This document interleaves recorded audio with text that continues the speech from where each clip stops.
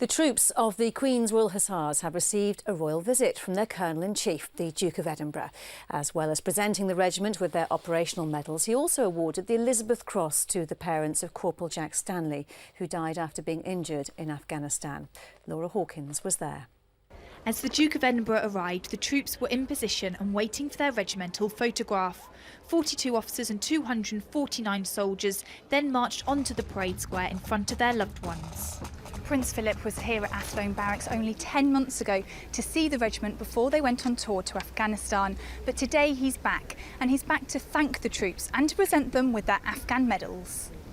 The regiment had an infantry and ground holding role whilst out in theatre and certainly saw progress in their 6-month tour. In the time as well, we also supported a number of Afghan brigade operations, and it was interesting to see how they developed over the period. And from the beginning, they weren't quite so swept up, but by the end, they could really show the enemy who they were and could operate independently, with ISAF just on the fringes to provide a little bit of support. 7 troops who were injured in Afghanistan took the journey from Headley Court to be part of the parade. Captain William Smethurst was injured when an IED blew up his vehicle. I think it's important that the Army and the regiment do these sort of things where, it sounds a bit corny, but a bit of closure on now Afghanistan Operation Herrick 15 is finished.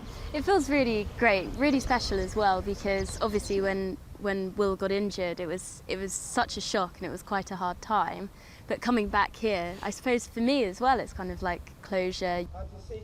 A church service was held after the parade in special memory of all those who'd fallen in Combined Force Lashkar, but especially for Corporal Jack Stanley, who died in Queen Elizabeth Hospital after his injuries from an IED blast.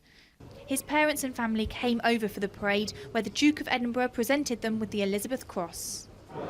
Medals are fine. I did say to His Royal Highness that I'd prefer my son, but soldiers love medals. And I had funny feelings about receiving a medal because I didn't donate Jack. I would never donate him to anything, but if this made Jack happy, and it would, that I got a medal, he'd be thrilled, and so I'm thrilled. It's a bittersweet occasion for the family, but today they're surrounded by those that have the fondest memories of Jack, and it's clear that he'll never be forgotten. Laura Hawkins, Forces News, Senelaga.